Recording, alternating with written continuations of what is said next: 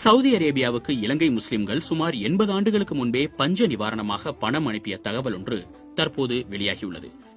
இது தொடர்பான ஆவணங்கள் சில சமூக ஊடகங்களில் வெளியானது. சவுதி அரேபியாவின் மெக்கா மதினா நகரங்களில் வசித்த அரேபியர்களுக்கு 1945ஆம் ஆண்டு இலங்கை முஸ்லிம்கள் நிதியை அனுப்பியுள்ளதாக தெரியவருகிறது. 2ஆம் உலகப் போர் நடந்த காலப்பகுதியில் 1945ஆம் ஆண்டுக்கு முன்னர் ஹஜ் யாத்திரைக்காக சவுதி அரேபியாவுக்கு வெளிநாட்டவர்கள் செல்வது 4-5 ஆண்டுகளாக தடைப்பட்டது. இதன் காரணமாக ஹஜ் யாத்ரீகர்கள் மூலம் கிடைக்கும் வருமானத்தை எதிர்பார்த்து வாழ்ந்த மெக்கா மற்றும் மதீனாவாசிகள் பஞ்சத்தை எதிர்கொண்டனர். இந்த நிலையில்தான் கொழும்பில் வாழ்ந்த முஸ்லிம்கள் மெக்கா மதீனா பஞ்ச நிவாரண கமிட்டி என்ற பெயரில் குழு ஒன்றை உருவாக்கி நிவாரண நிதி சேகரிக்க தொடங்கியதாக தற்போது வெளியாகியுள்ள ஆவணங்கள் மூலம் தெரியவருகிறது. மெக்கா மதீனா பஞ்ச நிவாரண கமிட்டி தலைவராக டாக்டர் MCM கலீல் செயற்பட்டுள்ளார். இவர் இலங்கை முஸ்லீம் லீக் தலைவராகவும் இலங்கை ராஜ்யசபையின் உறுப்பினராகவும் பதவி வகித்துள்ளார். பஞ்ச நிவாரண கமிட்டியின் செயலாளராக BS அப்துல் காதிர் என்பவர் இருந்துள்ளார். இவர் இந்தியாவில் தமிழ்நாட்டில் உள்ள காயல்பட்டினத்தைச் சேர்ந்தவர். நிவாரணத்துக்காக கொழும்பு உட்பட 86 ஊர்களில் நிதி சேகரிக்கப்பட்டதாகவும் அந்த முயற்சியின் பயனாக 71,832 ரூபாய் நிதி கிடைத்ததாகவும் அந்த ஆவணத்தில் குறிப்பிடப்பட்டுள்ளது. இந்த விவரங்களை அடிப்படையாக வைத்து இதனுடன் தொடர்பானவர்களை தேடியதில் மேற்படி பஞ்ச நிவாரண குழுவின் செயலாளராக செயற்பட்ட அப்துல் காதிர் என்பவரின் பல்லாக் லெப்பை நிறுவனத்தை தற்போது நடத்தி வருபவரும் அவரின் தங்கையின் மகன் சதக் என்பவரின் மகனுமான ரஃபீக் BBC தமிழிடம் பேசினார். இந்தியாவில் தமிழ்நாட்டில் உள்ள காயல்பட்டினத்தைச் சேர்ந்த ரஃபீக் தனது முன்னோர் கொழும்பில் ஆரம்பித்த நிறுவனத்தை நடத்தி வருகிறார்.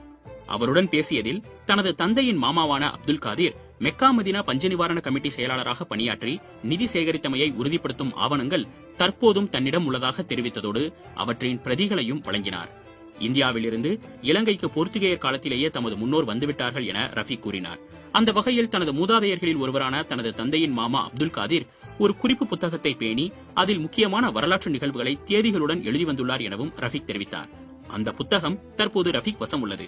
அந்த குறிப்பு புத்தகத்தின் 30 மற்றும் 31வது பக்கங்களில் மெக்கா மதீனா பஞ்ச நிவாரண கமிட்டி பற்றியும் அந்த கமிட்டி சேர்த்த நிதி தொடர்பான வரவு செலவு பற்றிய விடயங்களும் எழுதப்பட்டுள்ளன.